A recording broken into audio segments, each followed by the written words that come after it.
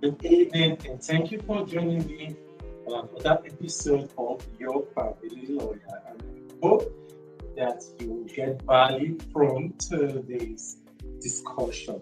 Right now, what I want to share with you today is not professional advice, right? So that you do not take it as professional advice anyway at all, right? So, the question today is who owns a child? Who does the child belong to?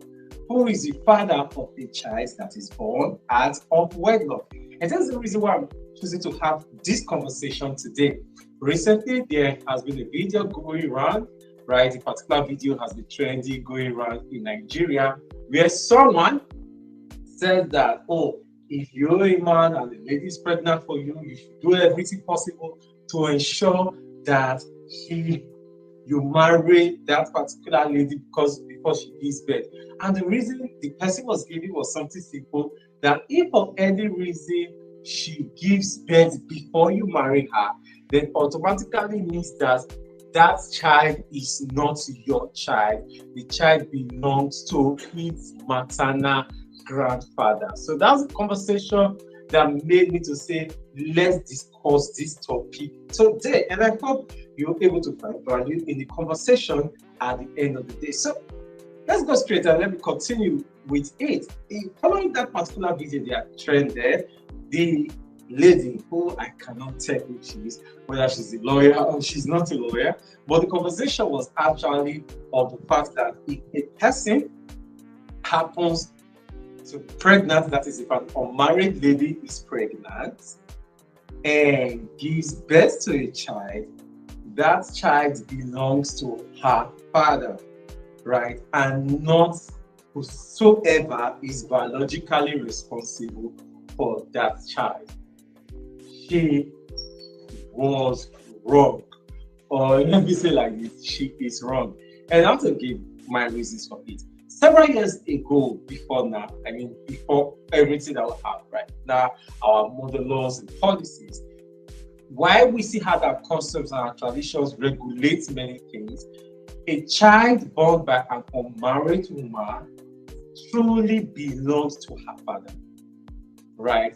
And this unmarried woman we are talking about, we are not just talking about a woman who is married under statutory law, who did church wedding or who went to a marriage registry and had the wedding. No, we're talking about a woman who did not do traditional marriage, customary marriage. In fact, the best way for me to explain it so that you understand it better would be a woman that bride price was not paid on, right? So she has not been traditionally married. Bride price has not been received on her, right? Now, long before now, once a situation like that happens, the children born by such a lady usually belong to her father. Why? It's a principle of land that whosoever owns the land owns what is above, reaching to the far heavens, and what is below, reaching to the center of the earth, though with many exceptions. So the policy was that an unmarried woman belongs to her father. An unmarried lady belongs to her father. If bride price has not been paid on her, she is still her father's daughter. What it literally means is that everything she owns also belongs to her father. So if she has a child, that child belongs to her father. That was the customary thought. That was the customary idea at that particular time. And we see many cultures that get to practice this. Usually in those cultures and those systems of those days, if a man wanted to claim paternity over his biological child, that means if a man had a child through a lady that was not his wife, he would need to traditionally redeem the child. And the process of traditionally redeeming the child, if I'm to explain it today, it would appear as though he needed to pay a bride price over the child. Now, he's not paying it over the woman because he's not wanting the woman to be his wife. It is the child that he wants. So you have to redeem the child traditionally based on the different customs of the tribes. and redeem that child traditionally pay to more like redeem that child, right? So that practice used to exist several years ago. That was how things were several years ago. That was how things operated in many of our different tribes several years ago. However, that law has changed. And the things that have changed that law happen to be: number one will be the Constitution of Nigeria, number two will be the Child's Rights Act and the various child's rights law of the different states, and number three will also be case law. So let me break it down further so you understand this. Now, the Constitution says for no reason will somebody be discriminated against because of the reason or by virtue of how the person was born. Okay. Remember that this is not legal advice. So if you need legal advice, I want you to consult a lawyer, or you can use the details on this particular episode to reach out to him, right? But then the Constitution says you cannot discriminate against any person based on the person's birth. So now, how do you discriminate? You are not discriminating against this man. But now this child is facing discrimination. So you are saying this child cannot belong to his biological father because his biological father was not the husband of his mother as of the time of his birth, right? And that thought pattern, that policy has been destroyed. When I mean destroyed, it has been fully destroyed. Case law again and again, and the different child's rights law interprets different child's rights law to different states.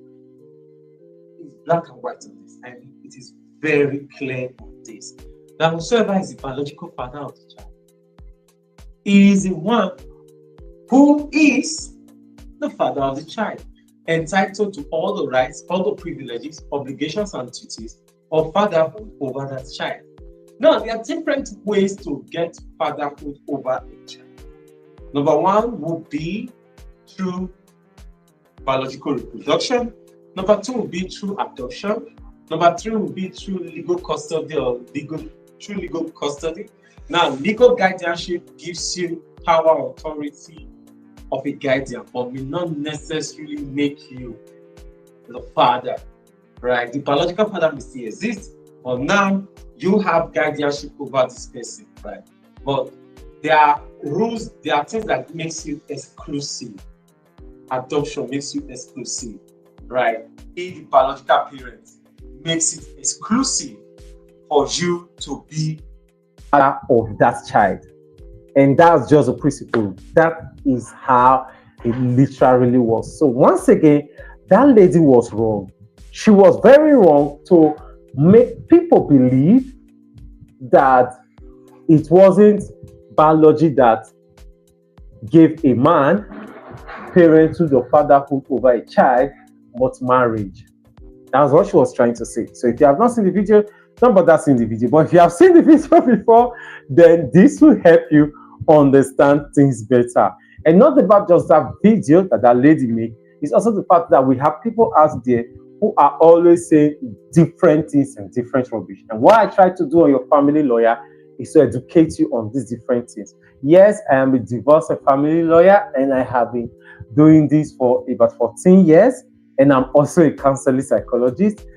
Yes, I understand that what I share here is not professional advice, it's just for education and orientation purposes.